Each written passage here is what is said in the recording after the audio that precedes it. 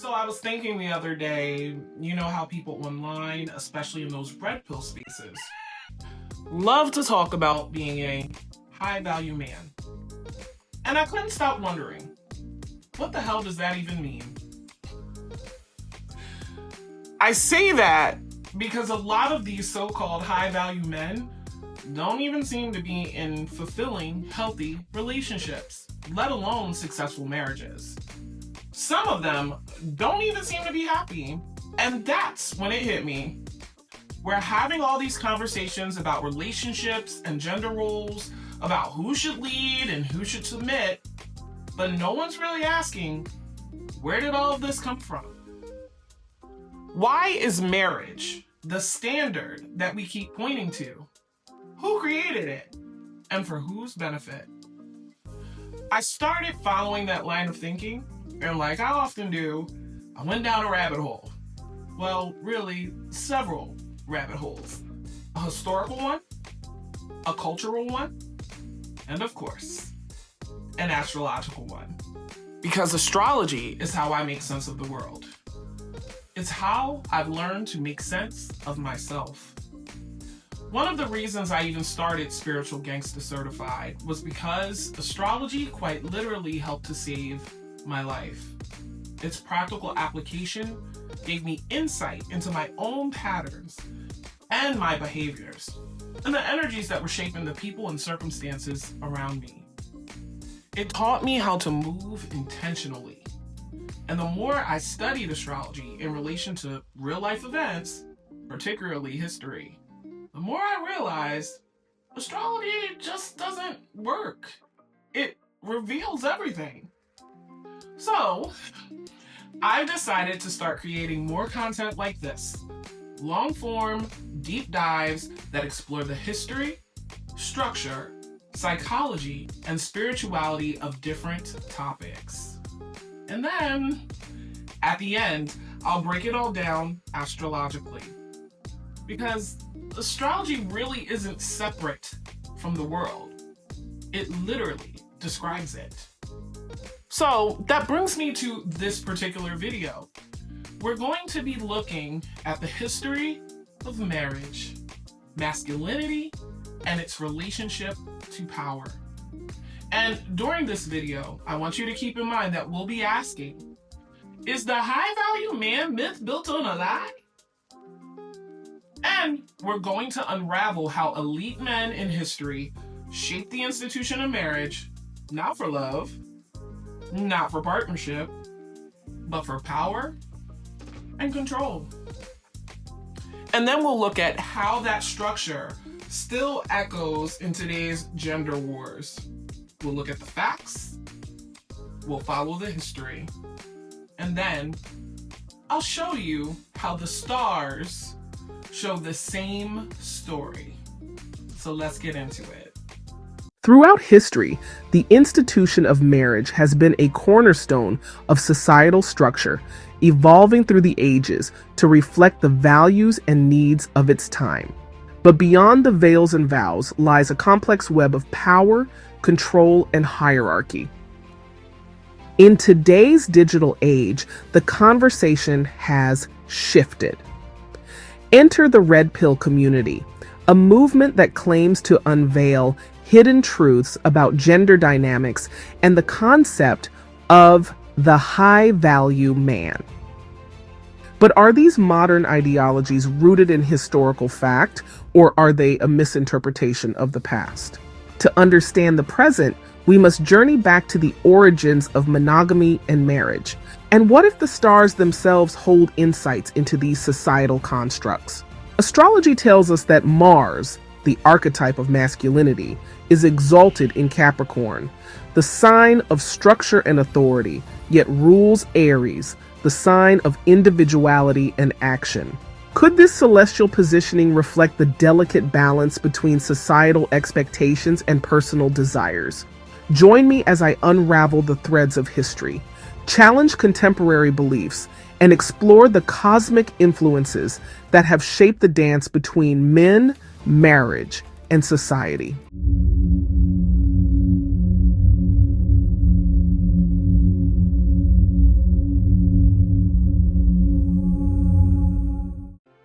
Marriage is often seen as a timeless institution, an unchanging bond between two people rooted in love and tradition. But what if I told you that the origins of monogamous marriage had little to do with romance? Instead, history shows that marriage was created and enforced for a far more strategic reason: social control, economic stability, and the prevention of male unrest. Throughout human history, societies that embraced monogamous marriage flourished, while those that allowed unrestricted polygyny often collapsed under their own instability.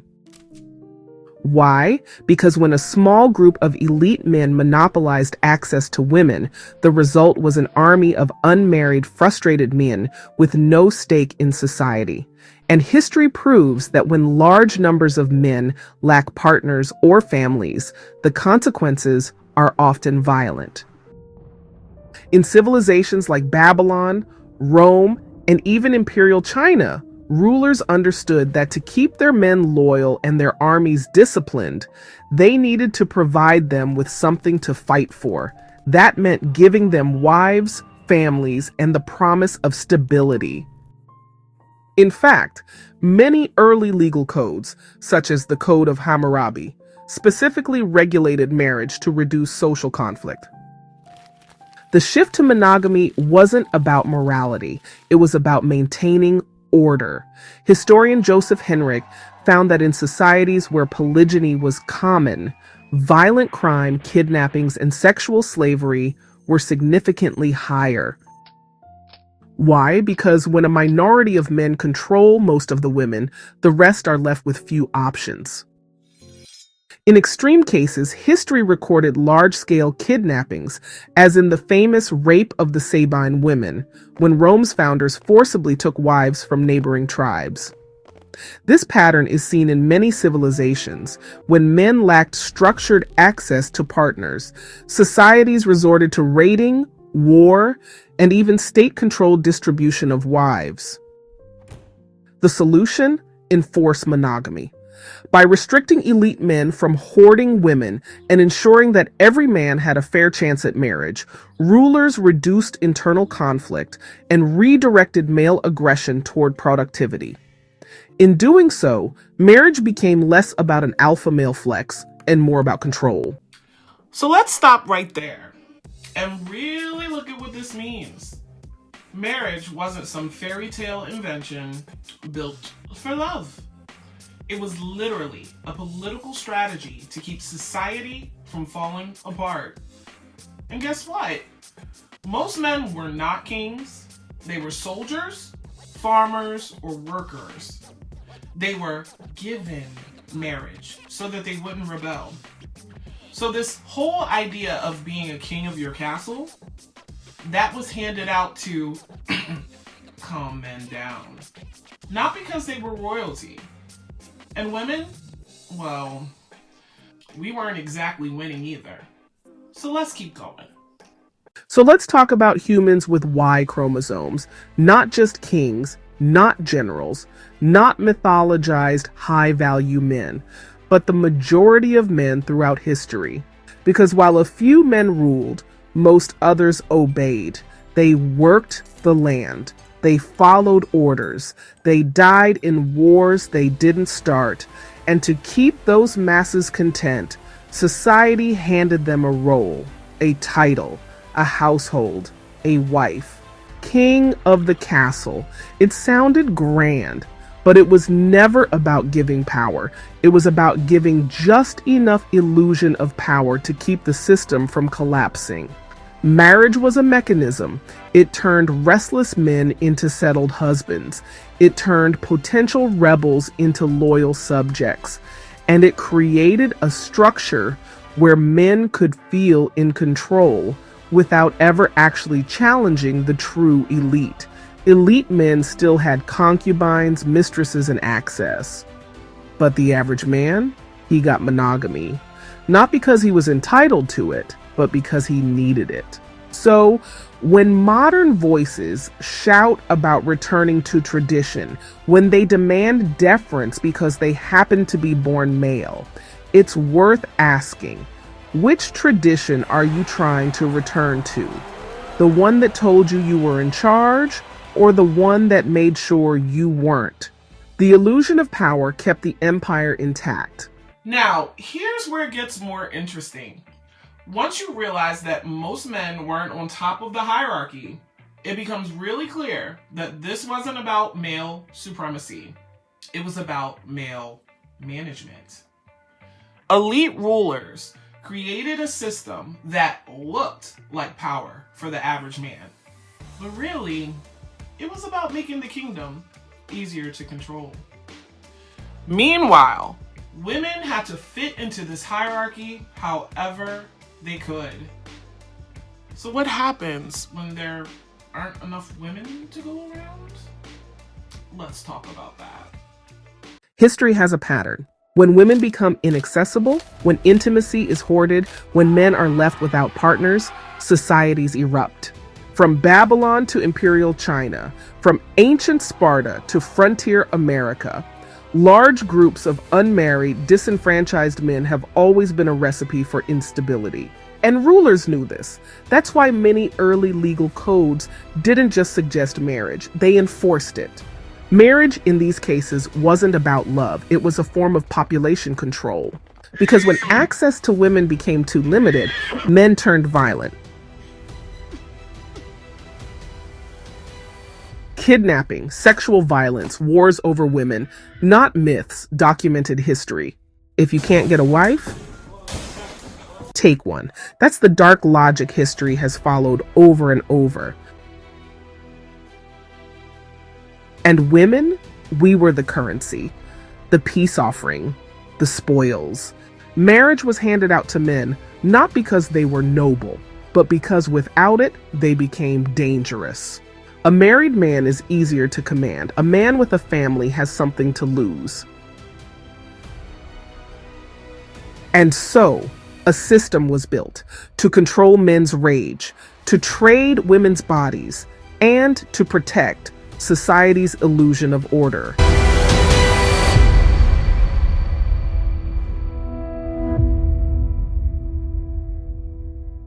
If we think this still isn't affecting us today, we're definitely not paying attention. When you remove structure, when you remove balance, all you get is chaos. Men without access to partnership, to love, to connection, can become angry, dangerous, and lost. And women? Well, we end up being the collateral damage. Trafficking, violence, exploitation. It's not just ancient history. Let's get into how this narrative is getting twisted today. Let's address the elephant in the YouTube algorithm, the red pill space, a loud corner of the internet where confident Y chromosome holders insist they are kings and that women owe them submission and that history proves their dominance. But here's the truth. Most men in history were not leaders. They were followers, obedient soldiers, peasants, tradesmen, bound to hierarchy by duty and survival. They weren't sitting on thrones. They were digging trenches, and marriage wasn't proof of superiority. It was assigned like rations, because the ruling class needed you to feel important while keeping you in your place. So when modern men demand royal treatment from women when they quote kings and warlords, they're not reclaiming masculinity. They're misunderstanding it. Kings had harems. Common men got monogamy if they were lucky. And the version of masculinity being sold today, it's built on fantasy, a coping mechanism, a rebrand of insecurity as tradition. The red pill movement calls for a return to old ways, but the old ways didn't look like this.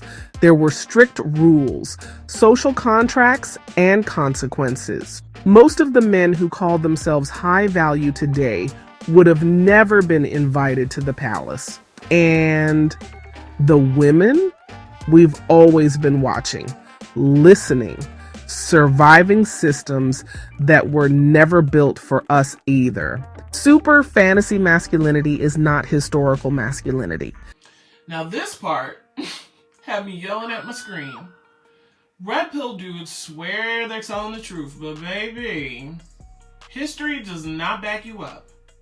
They think they're rebelling against the system, but the system they're trying to recreate was literally designed to control them. You're not the king. You're a foot soldier. And a foot soldier pretending to wear a crown. And the disrespect towards women, that's not power.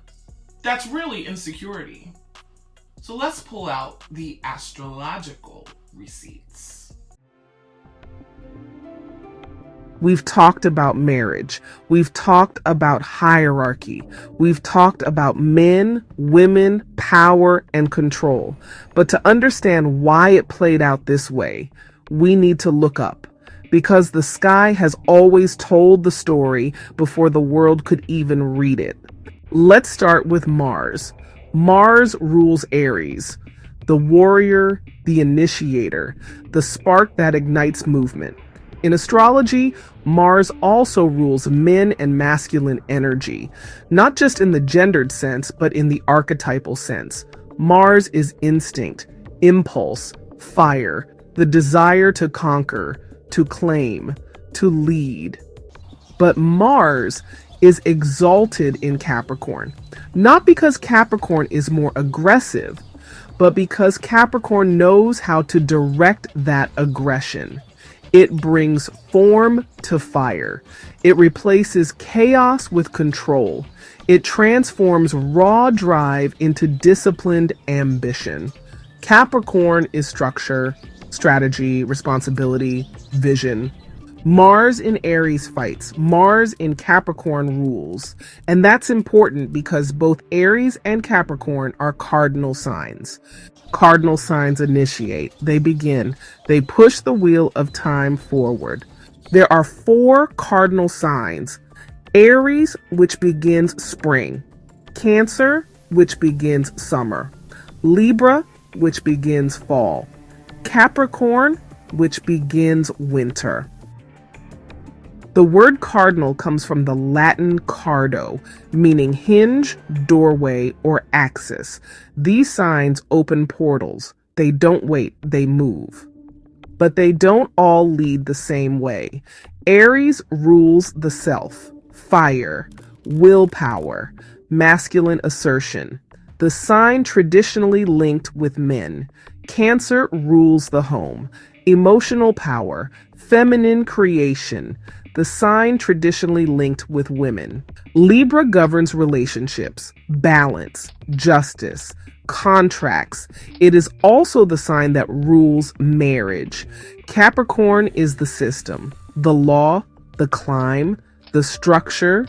It is the judge, the authority who enforces vows. Each of these signs squares or opposes another. These aren't easy aspects. They represent tension and friction, but also creation, because friction is what creates life. Even the act of sexual intercourse, which falls under Mars rulership, requires friction. Mars is the erect phallus, the sex drive, the urge to pursue, to penetrate, to conquer. Friction leads to climax. Climax creates life. So it makes sense that tension is necessary for creation, for growth, and for transformation. Now let's look at what happens when we place each cardinal sign on the ascendant. We begin with Aries. When we place Aries on the ascendant, Capricorn ends up on the 10th house cusp, the highest, most visible point in the chart. This house governs public image, career, and reputation. The Aries archetype, reactive, instinctive, fiery, is expected by the world to present itself as Capricorn, mature, strategic, structured, responsible. In other words, Aries must grow up. Society expects that Mars energy to evolve, to become the king, not just the soldier. Because the king doesn't just fight, he builds, he leads, he perseveres, no matter how hard the work to reach goals that benefit everyone. Now we flip it, put Capricorn on the ascendant. This is the archetype of rulership, discipline, and authority. Where does Aries fall? In the fourth house, the house of home, roots, and emotional foundation. This tells us the Capricorn figure must learn to manage inner fire. He must not only command in public, but also master his emotional life, his legacy, his family. True leadership starts within. A ruler is nothing without stability at home. Now place Cancer on the ascendant. This is the moon's domain. It's emotional intelligence, nurturing, and the feminine essence. Capricorn now lands in the seventh house, the house of partnerships and marriage. This means women, represented by Cancer, are cosmically wired to seek Capricorn energy in a mate, someone who brings order, structure, protection, responsibility, and provision. Where does Libra fall now? In the fourth house. This tells us that Cancer rising seeks harmony and fairness as the foundation of her home. Justice in the home, peace where life unfolds, and she is the one who provides it. Now let's place Libra on the ascendant. Balance, beauty, justice, the archetype of partnership and union. Capricorn now rules the fourth house, the emotional center, the inner world, the private foundation. This says that relationships must rest and feel safe within a structure. Romance needs roots. Contracts need consequence. Libra governs relationships, marriage, and legal partnerships. So since Capricorn rules Libra's fourth house, the emotional life of the relationship must be grounded in commitment. It's not enough to connect. There must be consistency. There must be a promise that holds weight. Relationships and marriages are not just emotional. They are karmic agreements. And once again, Capricorn becomes the judge, the one who watches over the home that is built from the vow. Each of these rising signs unlocks the interplay of the cardinal cross. Aries initiates, Cancer nurtures, Libra balances, Capricorn governs. These four signs are not random.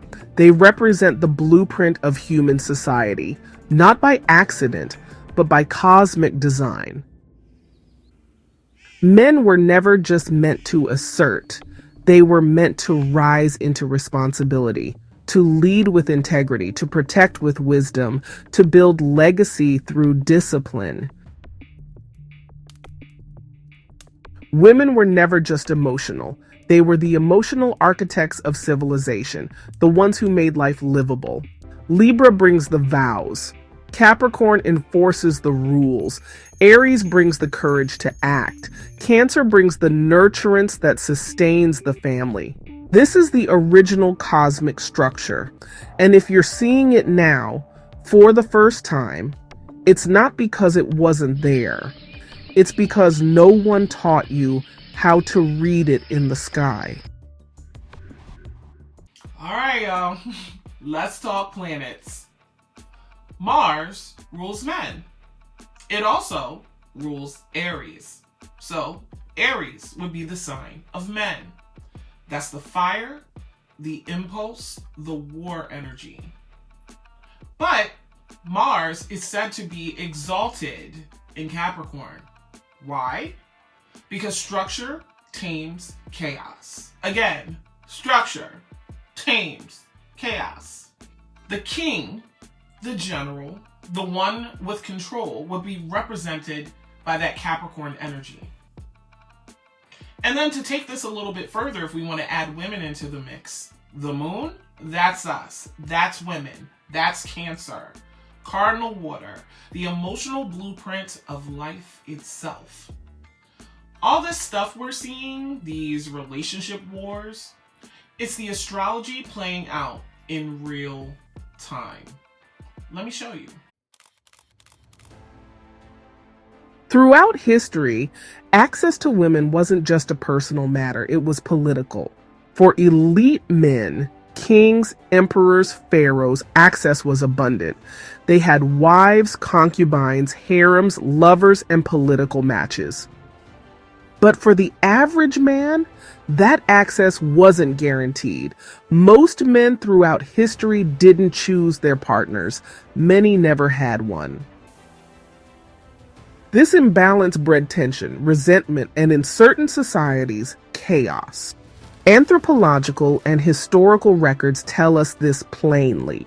When a large portion of men are excluded from reproductive or romantic access, society becomes unstable.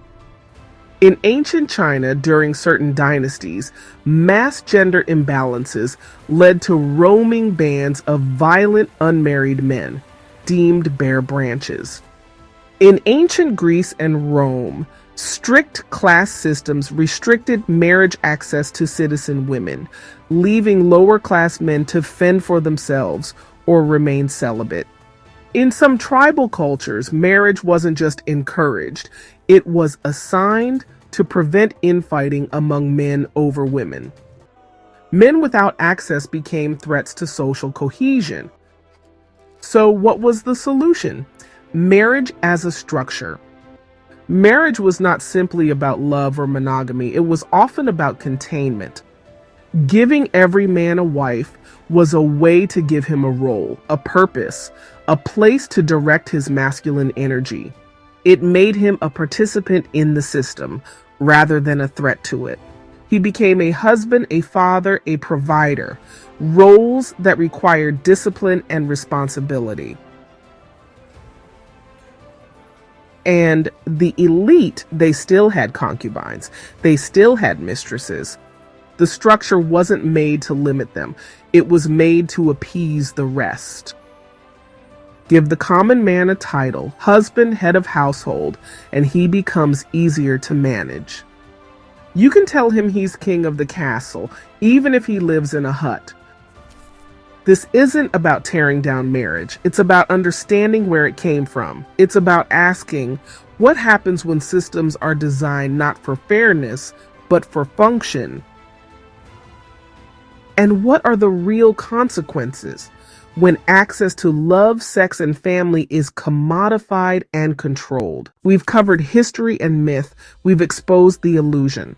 And we've looked to the sky to remember what many have forgotten, that we are all made of patterns in the universe.